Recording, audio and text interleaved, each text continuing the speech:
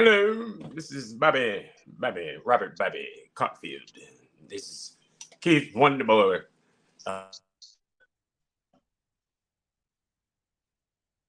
Let me explain to you.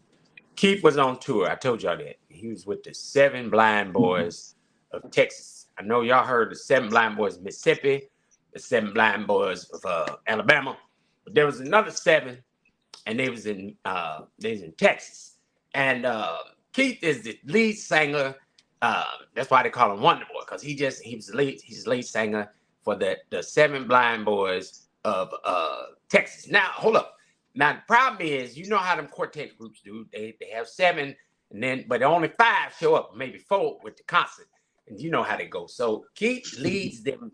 You know they all blind, and he ain't blind. He the only one that's helping them. So I'm just letting you know. Just thank Keith, man, for helping the other four or five blind out of the seven that they listing. On the records. I just want to let y'all know that. So Keith, man, he came off tour to make sure that he talked to us today, and y'all better be thankful that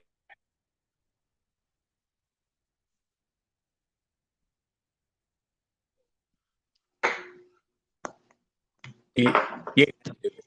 So Keith, now today we're gonna talk about different life stages and money, but how it's now driving the relationship nowadays. Now I'm gonna start off with this, just kind of lay some concrete.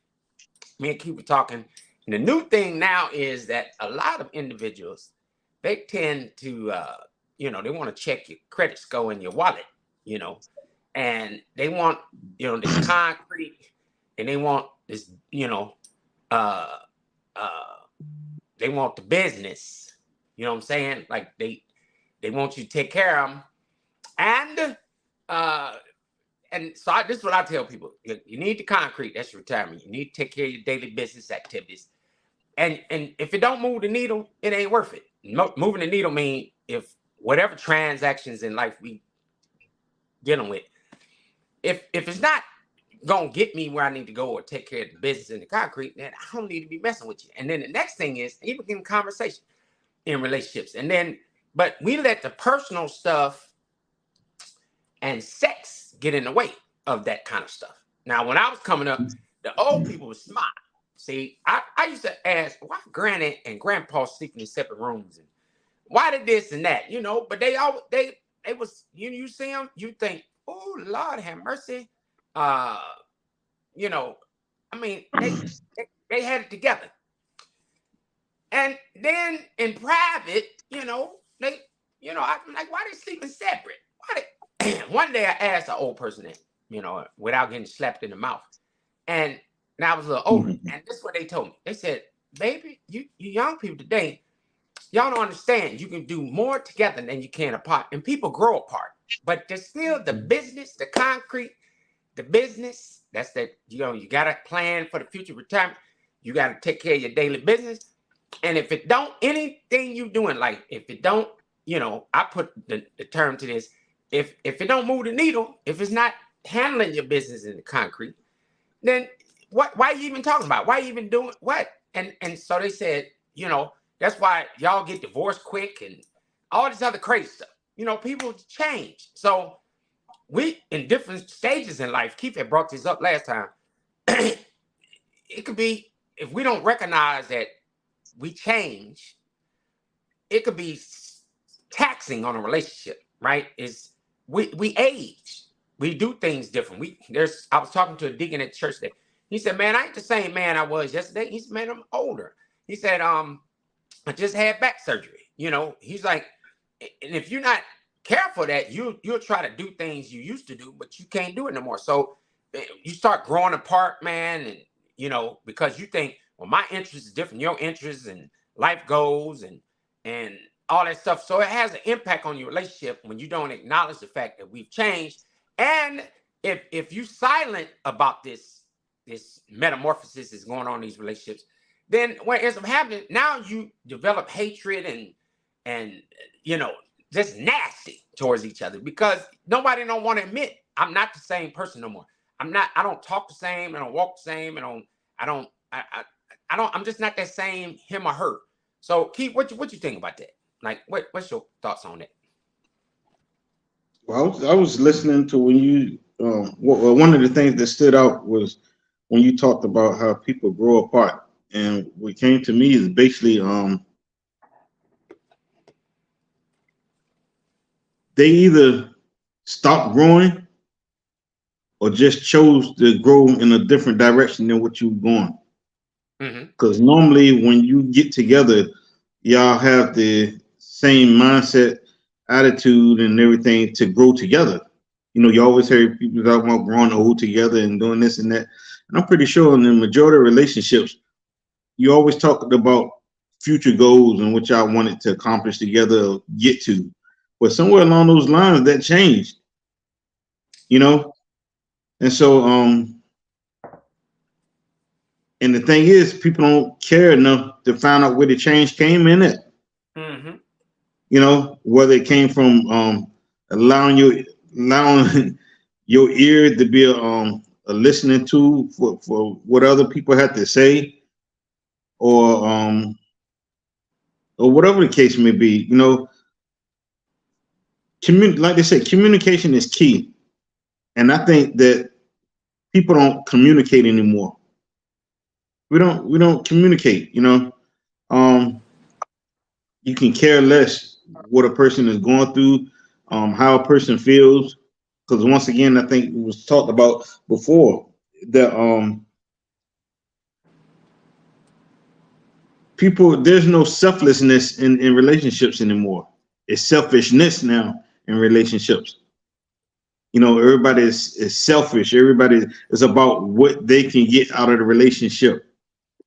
I think a lot of our older parents, grandparents, and stuff lasted as long as they did because it was a more the thought was more about the other person. They Hmm. cared more for the other person. They thought more about the other person, you know, and they stood more on principles compared to what they stand on now. Wow. Prince. Wow. You Wow. know, it's all about the bag, and there's nothing wrong with getting the bag, going after the bag, but what's wrong with achieving the bag together? Right. You got a lot of people that don't have the bag that's trying to hook up with people that got the bag, and they tell meet somebody on your level, or even Yeah. if they're not on your level, if they're on your level character wise, who's to say that person doesn't have the potential to eventually get to a place, to have the bag? And that's a I don't even it's hard to describe that feeling because growing up, I experienced it was this girl I liked a lot, and during that time I had just started getting into the hair industry, cutting hair, and the girl mom made a comment about, oh, he ain't but a barber, they don't make no money. Wow. Yeah, but I ended up becoming a six-figure barber. I Woo. ended up making more than her and her mama. you know, um, and so that's just to say, because I can't speak for nobody else's lifestyle, but and that's just from the barber industry. I ain't going to the other businesses that I had, but that's just to say that a lot of times you will deny yourself the opportunity of really having the life that you really wanted to have. But because you want everything so instantaneously, you want to go after somebody that already have it. Don't know nothing about their character. Don't know what it took for them to even get to that place to get what they have. Don't know how they're going to treat you if they do decide to even be with you. Because you just looking at the materialistic things as far as what that person have. You don't even know who's Right. fronting acting like they got more than what they really have. You know what I'm saying? And one Right. thing I started learning to do now is um I've been learning to limit what I allow people to know about me. When I Wow. when I got when I became back available, I think I mentioned to somebody met somebody and we was talking, and when they said, "Well, what do you do?" I said, "I'm a barber." I left it at that. And basically, the person ghosted me. I didn't hear nothing else from them. Wow. Wow. And I started laughing, because my thing is this: I could be a millionaire, billionaire, or whatever. I'm gonna always say I'm a barber. You know why? Because first of all, that's my gift. That's what I've been gifted to do. I wasn't taught how to do that. I was gifted to do that. Second of all, when I did have multiple streams of income or businesses and was living a very comfortable life, when I took a hit, when I took a downfall, I still had that to sustain me. So I said that was something that I would never let go again, regardless of where I was at in life. So I will always address myself as a barber. I mean, even down when it came down to, the Jesus, they laughed and talked about him or whatever, and he always carried the label as a carpenter. He didn't go around saying I'm apostle or I'm bishop or I'm this and this. No. He remained just an ordinary person with an ordinary job. And then once people started seeing the miraculous, then it was, oh shoot, I didn't know anything good could come out of Nazareth. And it's the same, just surprise people with the unexpected. And and I think because you have to switch up now, because the times that we're living in is switching up. It's good to say you want to be a traditional person and be this way in a relationship and that, but in a sense, it makes no sense, because you have to kind of like, it's good to have the traditional values, but still be in a place where you still can be almost like a chameleon, where you can kind of like blend in to the direction of the way things are going. And that's where I think people have difficulties at, as far as changing along with the times. Yeah, and I like what you said. That was pretty interesting about Jesus, man, because that was cool. Because he was a carpenter, and yes, he did a lot of miraculous things, and they discounted him, and he did a lot of things for people, and even though he did it, they didn't appreciate it. His own, like a lot, right? His own backyard. It's like his own kind. They like, oh, he didn't do it. The thing is, he didn't do it for notification. Right. He didn't want to be recognized. Right. He had a vision and mission. He's about his father's business. He told him that. He said, man, this is about God. And it's funny how, like, as you mature in relationships, and one of the things I learned out of this, I've been married once, I'm going through separation, divorce. And so now I talk to young cats and I tell them, man, I made a lot of mistakes. There's a lot of things I did intentionally. I don't take that back. And you're right. Who you are is just, it is what it is. But you work towards change. And is it the change, what's in your pocket or what you got? Or is it really about the exchange with each other? And that's what I had to learn. And, I just got to a point in life. I'm at a point in life. I'm willing to let it all go to do what you just said Jesus did, or anybody else. Look, like, I'm proud of what you said. And that really resonated with me when you said, hey, man, I'm a barber. That's my gift. If you don't like it, too bad. That's it. God gave me this gift.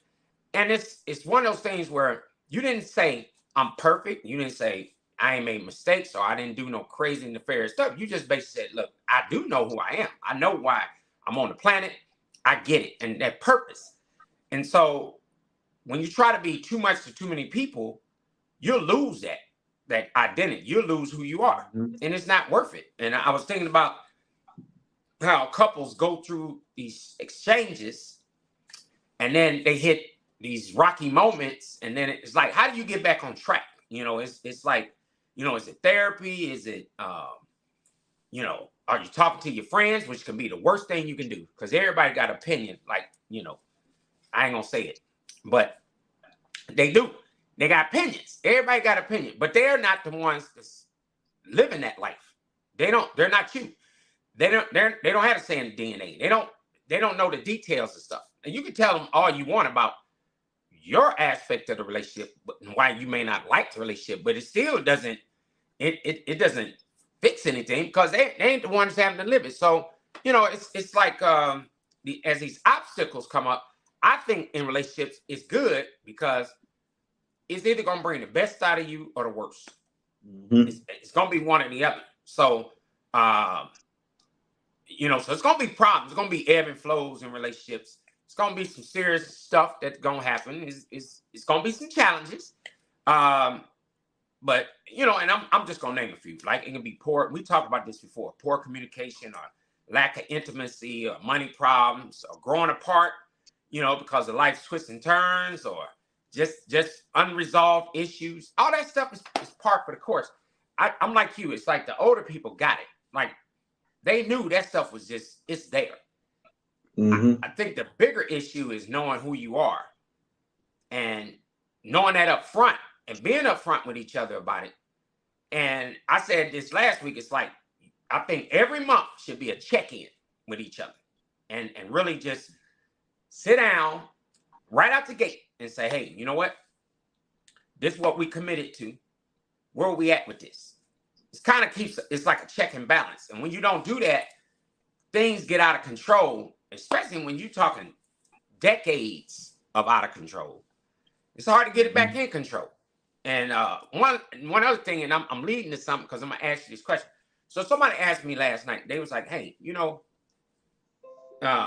in relationships, do you think even after you go your separate ways, can you be friends? And there was a couple they mentioned that the ex-husband's wife and the ex-wife are friends. They do Bible study together, they talk and all this stuff. I said, well, you know, there's instances out there that's possible, but then it's in many instances, no, like it's done. Like, I don't want to see your face no more. I want to talk to you. None of that, because inevitably, a conversation gets started. That's along my lines right there. Yeah, and then something's gonna get cranked up. Somebody gonna say something stupid, or and I told somebody this morning. I was talking to an old head, and he said, "Yeah, man. You know, we stay so stuck on the past that you die with unfulfilled future, because you still, you know." Somebody said, well, why do ex-husbands or exes talk to each other, call each other? I said, I don't care what you say, who says what. There's always going to be a scar, some attachment.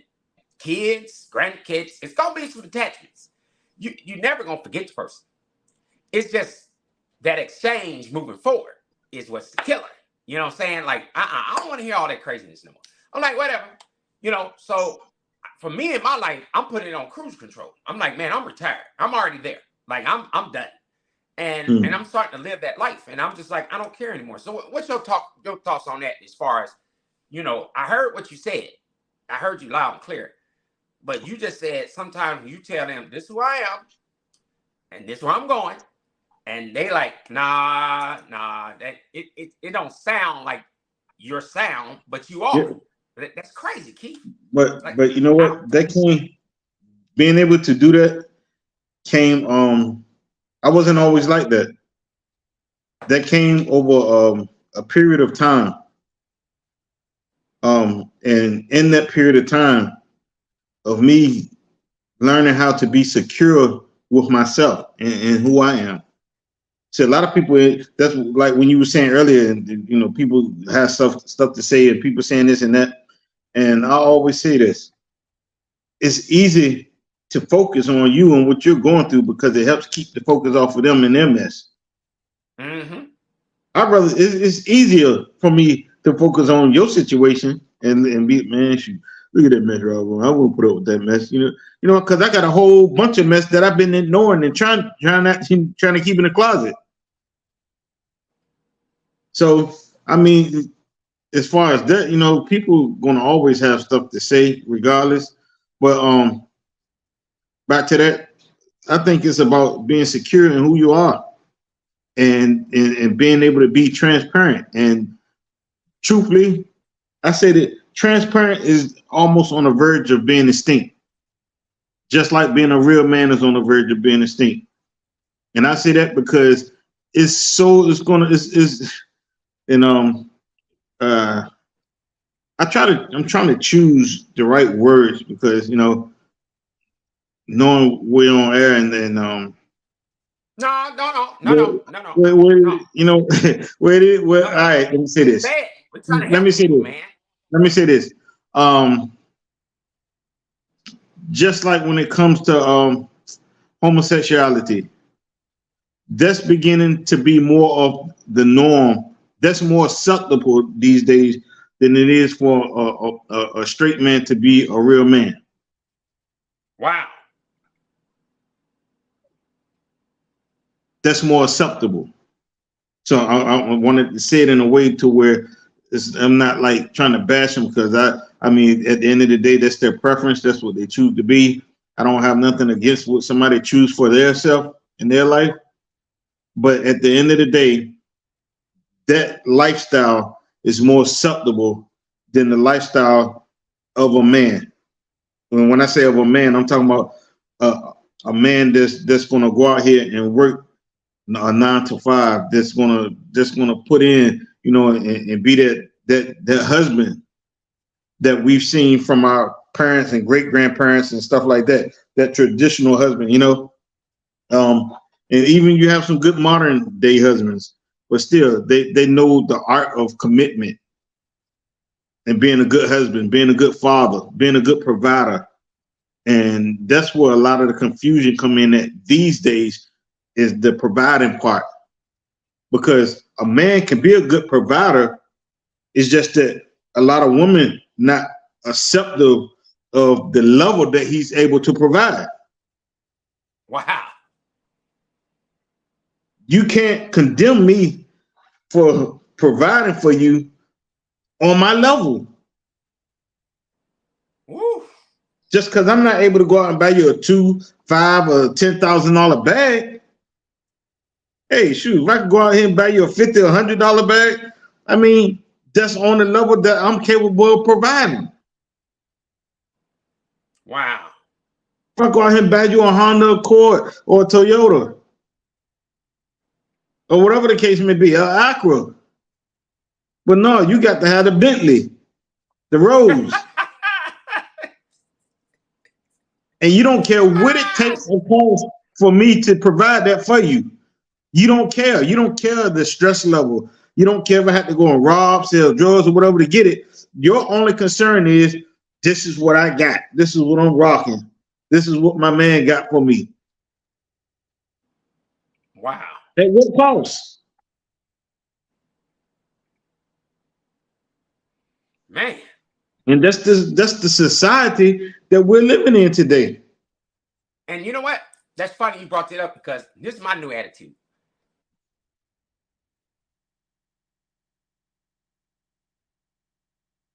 Here, technical. But you know what? This is my new attitude. Right? Okay, I'm gonna say it this way. I don't care what you think about me as a person. If I'm pouring concrete for you, I'm handling your business, and you want to make it personal or about some booty, you can have it. I'm not gonna provide. That's my new thing, because I hearing you loud and clear. It's like I don't have time for that because you're not gonna treat me nasty and get my goods. I'm not doing it. And I know people think, well, what that got to do with anything? No, because like you said, I think it's a level of respect that comes with that. And when you disrespect me and what I'm trying to do for you by grading me or degrading me, I'm not doing nothing. And that's my new thing now. I'm like, no, I just won't do nothing. I don't even want to talk to you. I don't even want to see you. Just go and sit down somewhere. And because life's too short and I don't have time for it. And I feel like, go get somebody else to do that for you then. I'm not going to do it.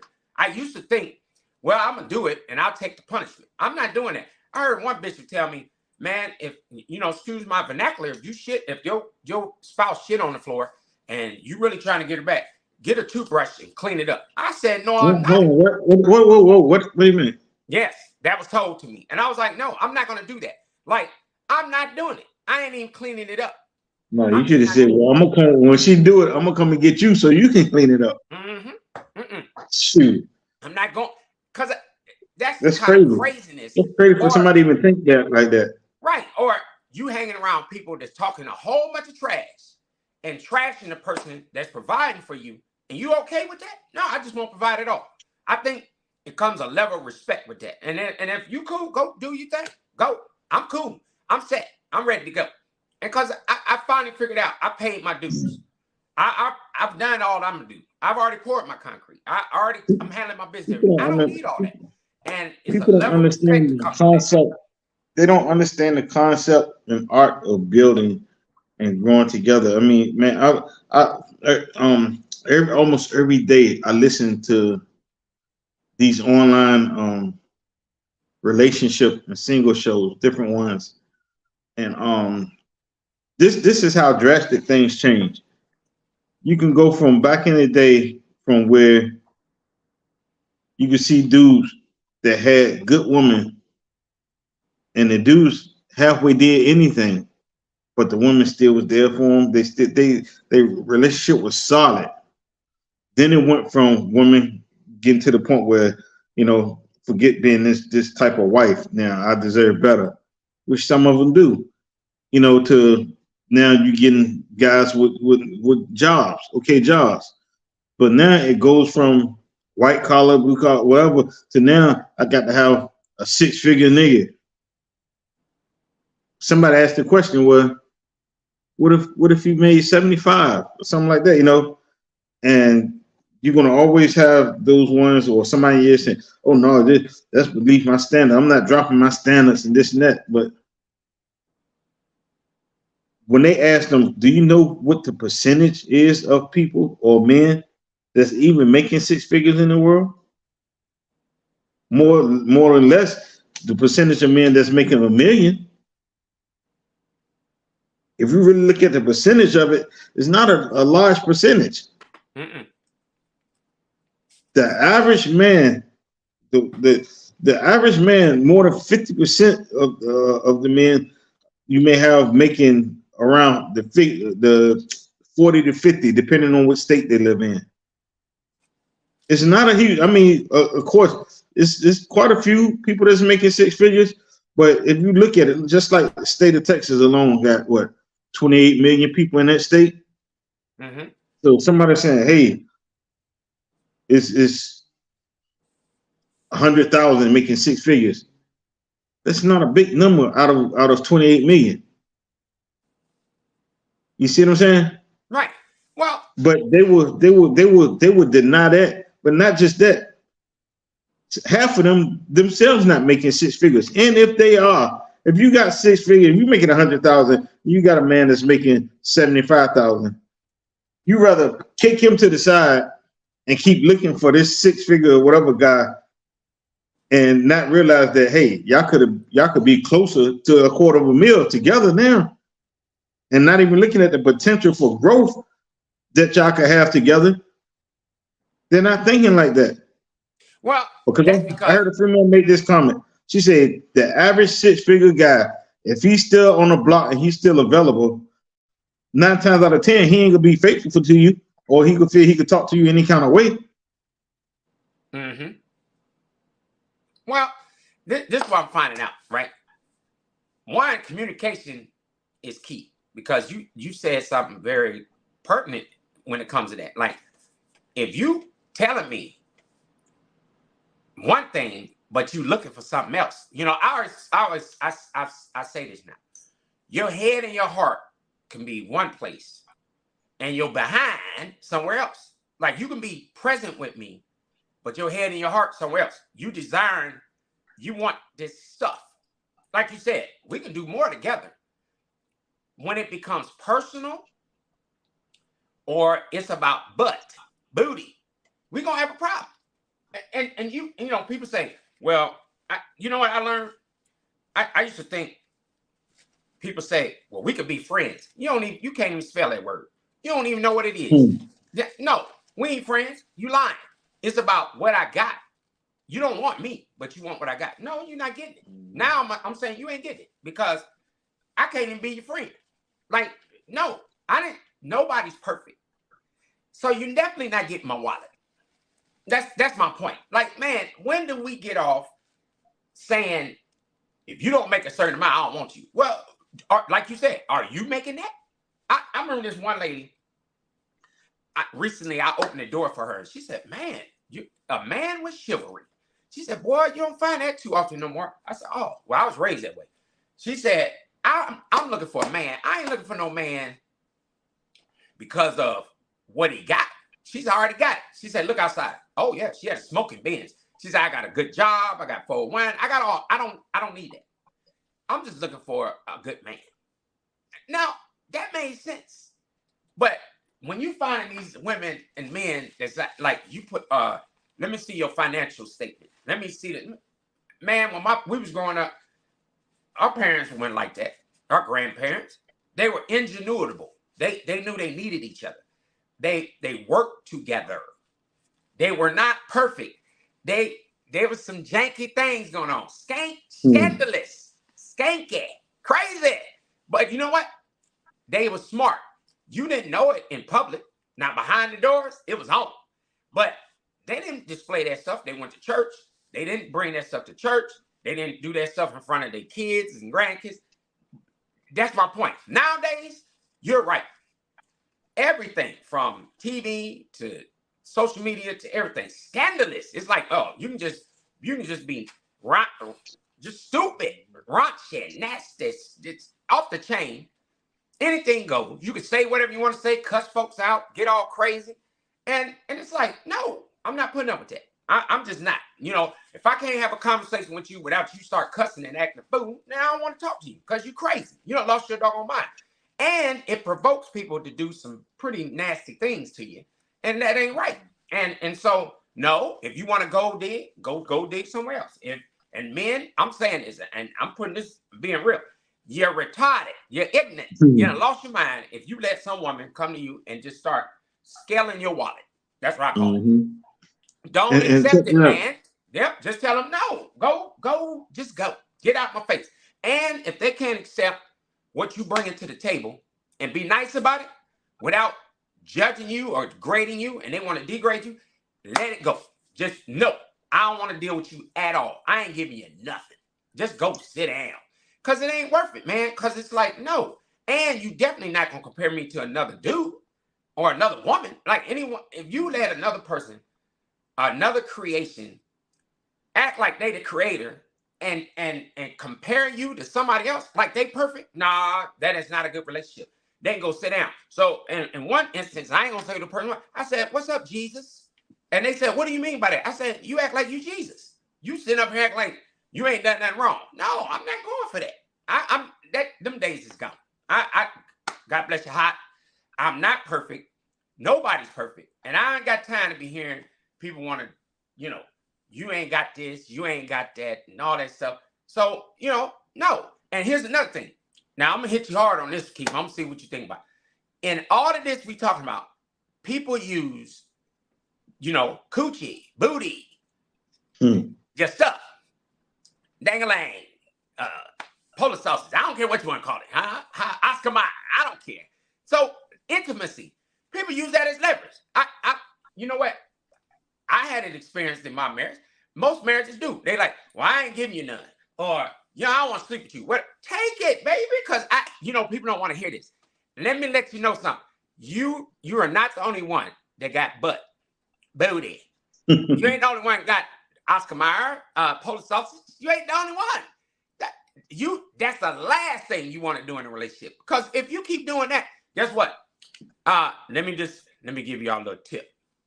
I will get it somewhere else. Now I know some of y'all gonna say, that ain't right.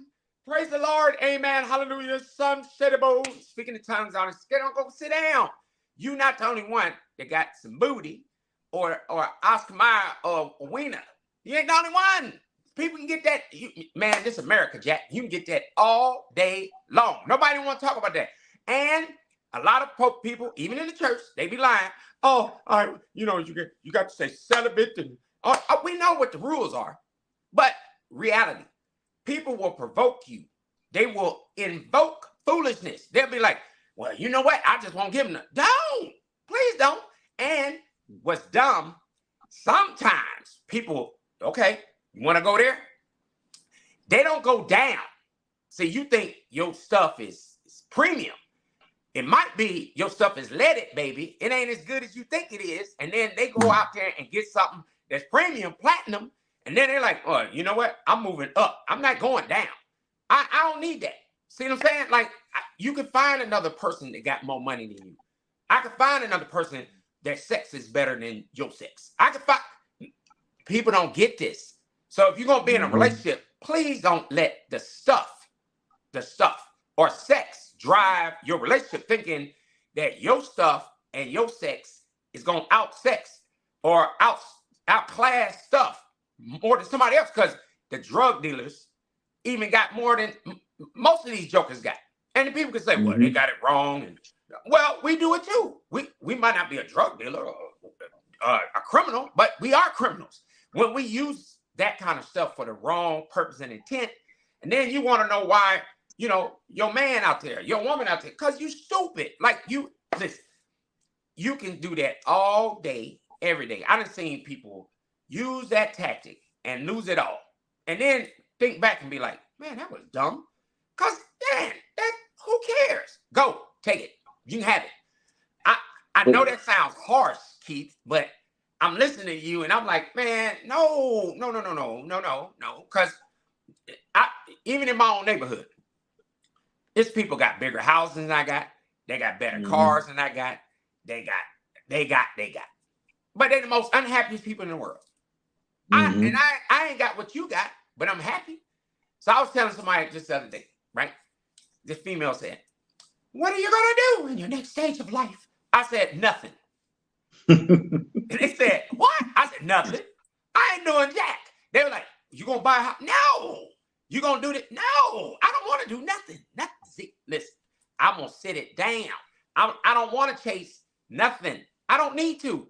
I done had all that. I done had all the cars. You keep getting up in there. I done had all the cars. I done stayed all in the top this, and I done been all over the country and the world, and I done all that stuff. Man, you know what I do now, Keith? Every day I get up, I pray. And then I do my job. You know, I got a telework job first. Then I work at the church. I clean that bad boy. I'm the janitor at the church, man. I'm the maintenance guy. Some of the preachers is like, you gonna preach and teach and do it? I'm executive pastor at this church, right? In that role. And I'm like, no, I don't want to do all that. I don't need to do all that. I ain't got nothing to prove. I don't need a hoop holler, be a Learjet, none of that stuff. And then I go fishing. I fish sometimes 2-3 times a day. And then people say, that's it? Yeah. Because when I go out there, ain't nobody talking crazy. The fish ain't talking to you crazy. The trees ain't talking crazy. The animals ain't talking crazy. Nobody ain't talking crazy. Sometimes people have not grasped the concept of how it is to be at peace. Oh, you hit the key word, man. People ain't grasp that concept, man. To have that peace, oh my God, it's priceless. To have that peace is priceless. But see, the only people that's going to get it is the people that's been through a lot in life. Yeah. Priceless. That's it. Yeah, nobody wants. Man, that peace can't pay for it. You can't. Like, you can't. You can't. Yeah, I'd rather be by myself. And because at the end of the day, when they die, them houses, cars, and none of that stuff is going with you. It's going to be enjoyed by some other people that's still living. Man, think about this. Now, I read this to you. This is crazy. I read this. And this T.D. Jakes said this, man. And it was crazy. He said, now let me go back to this. He said, so he was talking about Ephesians 1 and Ephesians 1. And he was talking about how Paul knew who he was, but this is what he said. He said, God is all powerful. He is fully capable and able in all situations at all times, and regardless of circumstances, to exert control over his resources. God has authority over all things. He can and will do what he says he can and will do when it comes to blessings and the transferring of wealth. But this is what got me. He said, we don't own nothing. That's what he said. He said, we don't own nothing. we think we just rent a center. Like we renting to own something. He said, you come in naked, that's Bible. You're going out naked. Last time I checked, people, man, I ain't never seen at a funeral the house going with the joker, the car go with the joker, the money go with the joker. None of that's going with it. You didn't. And look, but people are quick to say. People are quick to tell you if you're paying rent, man, you paying somebody else rent.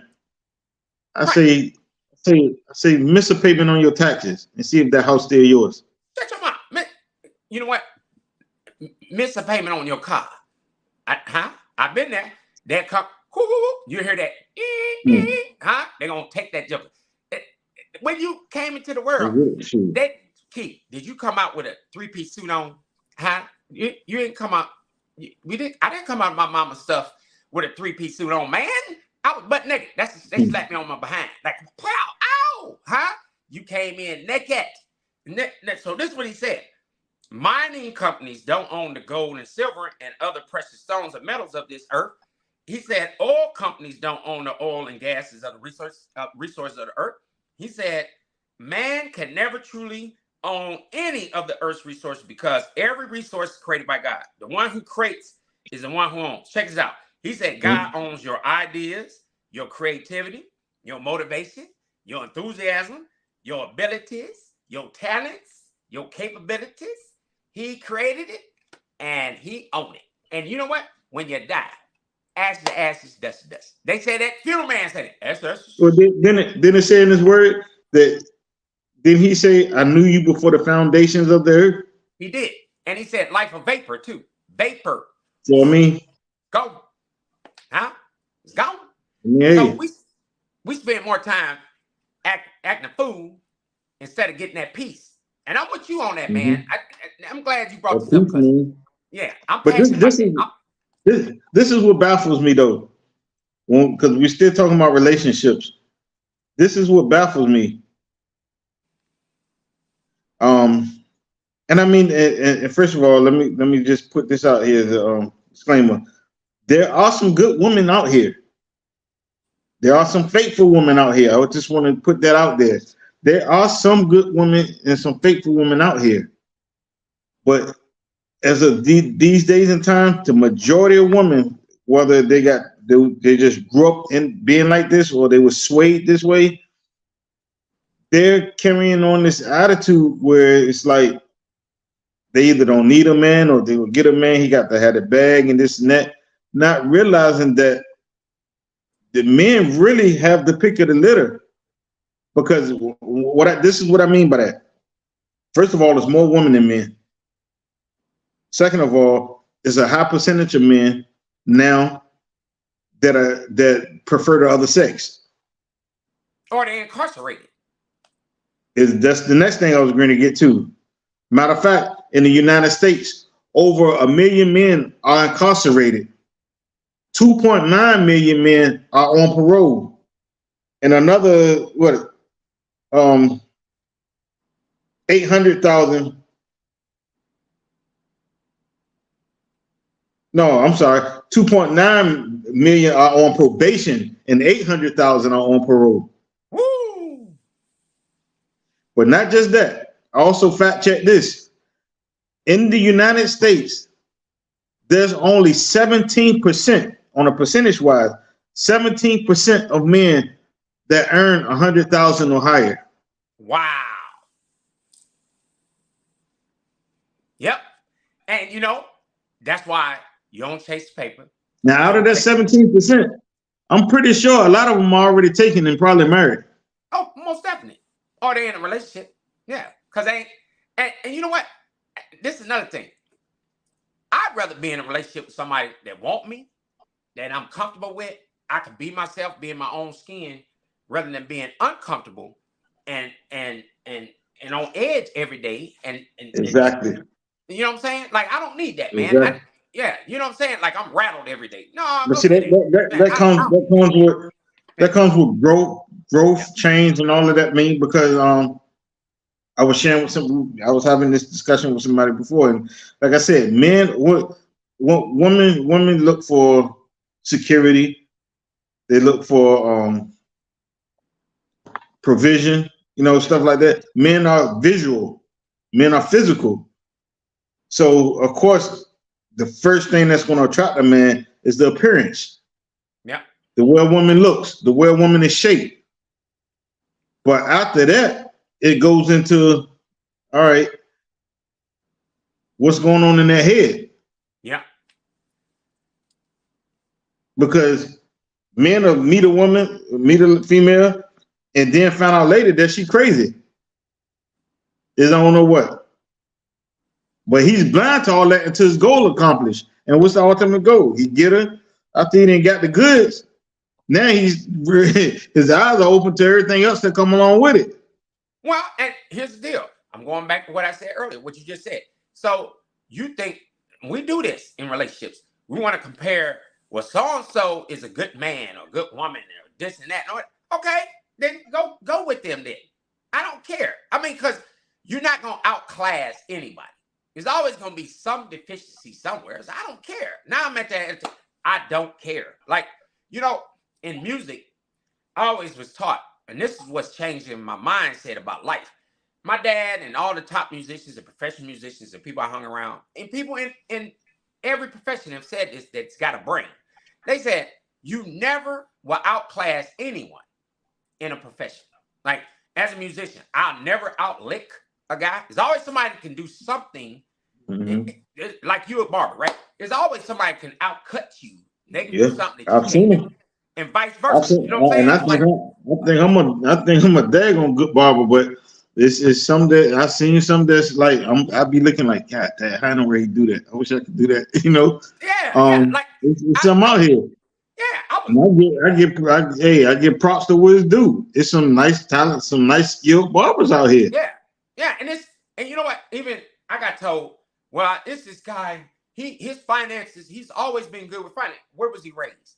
He was raised in the South. Okay, his parents taught him that. My parents didn't. Now, what makes you think I'm gonna try to outclass that guy? I don't care. Oh, he got this. I don't care. I don't care what he got. That's you know what? And I'm telling people this: quit worrying about what somebody else got. If that person really that impressed with that, they can go with that then. But don't take nothing from me and then compare me to somebody else. That is ratchet, man. And that stuff gotta stop. And you never let nobody devalue you like that or degrade you or grade you because somebody, well, then you know what? Shut up and go with them. You shouldn't be in a relationship like that. That is dirty. Like if you talk to your spouse or your significant other or whatever they call it these days, and you comparing them to somebody else, shut up and walk away and go get it somewhere else. Because that's dirty. Because I just proved my point. I don't care what profession you're in, what niche you're in. Somebody gonna always have something better. So you're gonna chase nothing for the whole rest of your life. You're gonna, like for instance, somebody said, well, this preacher, he doing this and that. I'm not that preacher. I ain't trying to be you. I don't care what you got. Oh, they churches, so I don't care. Like, that's good for you. You're not impressing me. All I want is peace. Go. Bye. Bye. I don't need it. I don't care. You know what I'm saying? I'm happy with my life. And so it's one of those things where, we teach our kids to allow themselves to be devalued. I was telling my son, I said, this is why we deflect in relationships and we lie to each other. And we because we don't want to own the fact that we're devaluing and grading each other. We stupid. Like, so-and-so does this better than you. Really? So we're teaching our kids that crazy stuff. Or we're teaching our kids, if you don't have these things, you're not successful. That's a lie. Man, and I'm about to say something that might sound racial, but it's not. Like, Keith, on this show, we real talk, right? So I'm in Springfield, Missouri, right? And this before I even left. I was in certain aspects of Texas, and it was awful white. It was more white folks. And I'm not saying there's not black folks like this, but I was just watching white folks. I'm here. We are 8% other races in Springfield, Missouri area, Branson, all that. We're like 8%, right? That's low. Like where I'm from in Illinois and Peoria, it's like that too. Midwest, right? So I'm watching these people. Man, they got the simplest life. And it's crazy, man. They hiking and hunting and fishing and kumbaya and bonfires and hay rides and horsebacking and all that. And then I was talking to this guy. He owned a trout farm, right? So he was a orphan, right? His mother was she had a physical disability, handicap, and she had him while she was in the wheelchair. He just came out, right? Lost his father. So because of her incapacity, she was incapacitated, the father died. She turned him over to another church family, right? And they built churches and stuff like that. So he said, I was raised well, very well, good. But I was always that kid that asked a lot of questions, right? He said he's getting in trouble because he asked a lot of questions. But he said he grew up pretty good. So he ends up as a young man working at a trout farm here. And he said it was 60 acres and got a couple houses on it and all this stuff in a farm. And he said, the guy who owned it said, I'll tell you what, you work for me, I'll give you 3 hots and a cot. Basically, I'm gonna feed you, house you, and you know, and you got a job. And he said, man, you know, rent free, whatever. So he does that. He did 20 years of that. Then he meets this lady at the trout farm. Then she's a school teacher. She ends up being a superintendent for, you know, some school district and a supervisor over special needs and special needs people in Texas, in western part of Texas. So she asked him, hey, will you come with me? He gives up his job. He goes out there, man. He becomes an IT tech. No, nothing about IT, but he does well. So now let's go back to what you said earlier. They're working together. These are 2 country people, come from the country, like on the phone. She was superintendent at the school. Yeah, superintendent school. And he so she making more money than him. Right. And he making big money too. And he ain't even got a degree. But they work together. Now I'm gonna tell you how this paid off for them. Okay, yeah, the point I'm trying to make is if he's IT now, he's making money now. But when he met her, he was working on that farm. That's right. He ain't had that money. He was superintendent. Right. Exactly. Yeah. She had more than him, but she still took him in. She said, I love you, man. You know, and he working on a trout farm. But they went to Texas. Now both of them banking. They're killing it. Well, the guy that had the trout farm, he came back and said, hey, I'm out to business. I'm old. I got some health issues. I want you to buy the trout farm. He said, man, I ain't got that kind of money, man. I'm talking 60 acres and farms and animals and all, you know, houses and all. He said, no. He said, I want you to buy it. I want you to think about it. He said, no, I don't think I got, you know. He said, just think about it. So this where you know you got a good spouse, man. A good mate. Now the same wife, she says, man, I think you made a mistake. He said, well, what do you mean? Said, hey, you need to take that trout farm. Take it back. He said, no, man, we got all this money. We got all this stuff. She said, let me tell you something. I'd rather be at peace than to keep doing this. She said, so he said, so you telling me you'll give the furs, the cars, all this stuff to go back to that farm. She said, did I meet you there? Yeah. Were we at peace? Yeah. Did we have to get up every day and hustle and bustle and do all that? No. And she said, did we eat every day? Yeah. Was we happy? We loving each other? Yeah. She said, man, I'm going to bug you till you call that man back. So 2 weeks. But here's the kicker. Because they worked together, they were baking the cheese, man, the money, the dollar, the green. He called the guy back. Do you know they had the money, Keith? They had the money. See, they had all that work they did. They had the money because they were working together. I talked to him, man. I'm on a trout farm. I'm fishing. He said, sir, he said, I'm going to tell you what you're missing in your life. Now, I don't even know the guy. He loved God. He said, peace.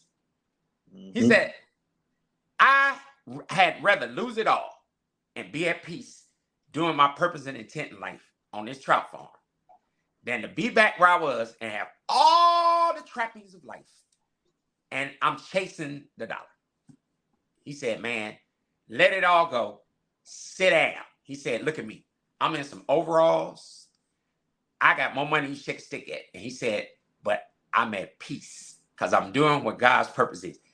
I said all that to say, and I want to tell that story because, man, that changed my whole entire life.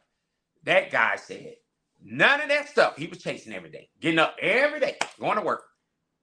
He said, man, I wasn't fulfilling my purpose. When I thought my purpose wasn't going to give me that, it did that and peace and much more. See? So you're right, Keith. You're right, man. People chase stuff. These women thinking, oh, he ain't got nothing. So what if his wife, his girlfriend at the time said, man, look at this guy. Man, look at him. Look at it. I make my money. Look at it. Look what she ended up with.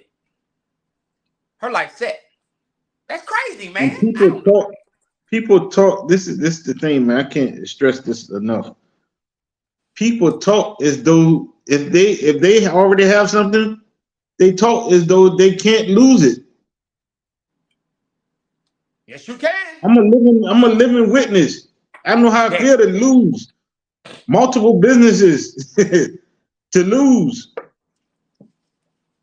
cars, motorcycles, truck, to lose it, and have the same people that you fed, paid bills, and all that, act as though you never done nothing for them. And you know what's crazy? Man, you hit on the head. I spent more time trying to justify or rectify what they were saying. Oh, he's a whore. He's this. He's that. He's a liar. You know what I finally figured out? I don't need to do none of that. You can say whatever you want about me. You can do whatever you want to try to do to me. You took your best shot. It didn't work. Matter of fact, you gave me more resolve. I don't care. I don't. Because you're right. Man, I lost my mom, my dad, siblings. I done lost everything. And I got more now than I had then. And the point is, you're right. It's like I wasn't missing that. What? Really? Like I had to think about that. Why am I working hard to sustain relationships with people and the relationship sucks? Like it's almost like you always striving to be something that you're not. And you lie about that. You lie all the time trying to sustain that relationship. Man, I'm gonna lie to them because I'm just trying to, I know I can't do it or can't be that person, but I'm gonna try. No. I tell you what, no, I'm not gonna do that no more. You know what? I'm just gonna lay it down and you go on about your business because I ain't gonna be all that. I done lost it all. Now, rock bottom is beautiful, man. I don't know about you, Keith. I find it sometimes it be the best thing for you. Because then you hit that, you got to find out where the concrete is. I will say being at peace is beautiful. I ain't say rock bottom. Well, I say rock bottom in life can be because I think sometimes it takes for you to hit rock bottom to have your perspectives change, though. Yes, I think we all should have that experience. Pain produces purpose. I think that rock bottom experience, it'll flush you out because it's gonna either make you better or you're gonna get worse. You're gonna know who's your concrete. That's what I'm getting at. Like for me, I had to find out, man, I really need God. Like I really do. Like, man, I'm jacked up, tied up, tangled up, and messed up, as they say. Man, okay, it makes you see yourself, not everybody else. It does. See, when some people hit rock bottom, and they want to blame everybody else. Oh, it's so different. No. It should make you look at yourself, reflect on yourself, and say, you know what? I can't be all that to people. I can't sustain that. A lot of stuff that was in my life, I didn't need it. It wasn't. I shouldn't even had it. It's like we get all this stuff, and we don't even know what we're doing. It's like, man, what am I chasing? I don't want to chase that stuff. I just no. If it don't belong, let it go. Just go by. I don't want big cars and all this. If I can't sustain it, I don't need it. That's my point. That's why I say rock bottom, because sometimes flush you out, kind of just make you re-examine and reflect on what the hell was I doing? I don't know. That's just me. Well, what's your parting words, Dr. Carrington? What's your parting word?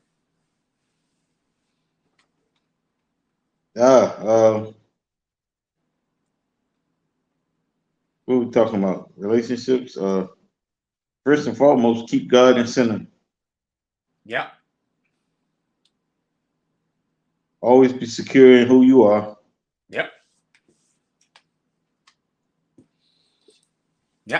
and place your judgments on character, not materials. Wow. Well, since you hit 3, I'm gonna give you my 3. My 3 is that number 1, be at peace, know God, and know yourself. That you got to, because man, if and God got to be first, man. Even the Bible says, "Seek ye first kingdom of God and His righteousness," and all that other stuff. You know, what does it matter? Again, if you came in naked and you're going out naked, the stuff in between means it don't belong to you. You're managing God's stuff. See, you're managing it. You don't own it. You don't own people. You don't own nothing. You're managing it. And as fast as you get that stuff, you can be fired as a manager. That's a new one. Huh? You can be fired. Check this out. People don't even own their own kids that their birth. That's it. No. Somebody told me. And a lot of them don't even realize it. No. You know what? You actually have to get a register for your child saying that this is my, Yeah. Like you got registered for people school. do not know that. Birth certificate, got to do it just to prove that's your child. You're right. And people taking people's kids every day, even though you say they're yours.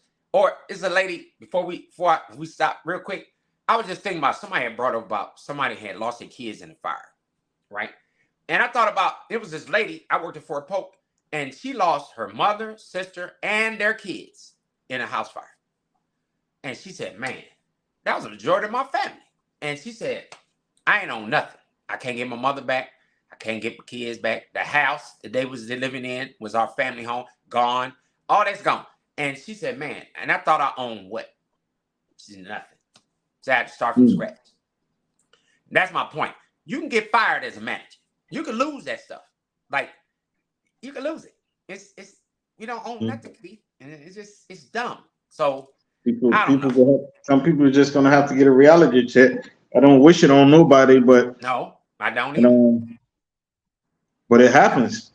Yeah. These relationships, man, when it happens, you really find out who's who. You find out you can find out who you really are, and you can find out who those around you were. Yep. And they can have it. That's my point. You can have all that stuff. And the reason I say you want to find out who you really are is because some people that it's happened to ended up committing suicide. Yep. It's people. Some people went in a state of depression, and that's why you see them in a crazy house or out here in the streets and stuff like that. And then you see some people that's strong enough to bounce back. Yeah, and they may not bounce back to their full potential, but they still able to sustain some way of living. Yeah, some people got all that stuff, and they can't. They go nuts trying to sustain it. That's the point. Robin Williams and a lot of them actors and people that got all the money in the world, they committed suicide. They can't, man, I don't know. Well, this is it. We'll be back next week. We just wanted you to know that again, this is Bobby Concrete. I'm here to let you know that stay true to yourself. And Keith Wonderboy Carrington, Dr. Carrington, he's going back on tour with 7 Blind Boys of Texas. And you can catch their show, I don't know where, but just go look for it though. You're gonna be looking a while because I don't know where. I mean, just kind of pull it up on social media or something. I don't know. Keith, don't say that because I want them to go find where y'all gonna be singing at. And then if you want whenever you find it, come speak to me. Yeah. Contact Keith. Say, Keith, I need you to sing at my wedding or whatever. Man, go give him a call. Just Keith, I need y'all to perform. And then I don't know. That's all I'm saying. I don't know how that's gonna work. I don't know. Now, if you ask me to sing, you probably your wedding you might not get married. That's all I'm gonna say. I can't sing, man. I'm gonna tell you right now. And look, we gotta laugh like this. You know what? I just was at church and the pastor, we was at visiting somebody else's church. And it was 3 people, me, this other cat, and he pointed, he said, I need a sermonic solo. And he looked at me and said, no, I ain't gonna have my son sing. He said, man, he can't sing. And man, I kind of took that personal. I was like, man. So he had this other preacher saying, And then after I said, man, you know, that was kind of jacked up, man. I said, you didn't even give me a chance. He said, that's my point. He said, I don't want to chance it. He said, no. He said, I didn't want to chance it. You just didn't look like you had it in you. I said, you're right. You say, stick to the issue. But all right, Keith, I'm going to see you next week. God bless y'all, man. God bless your heart.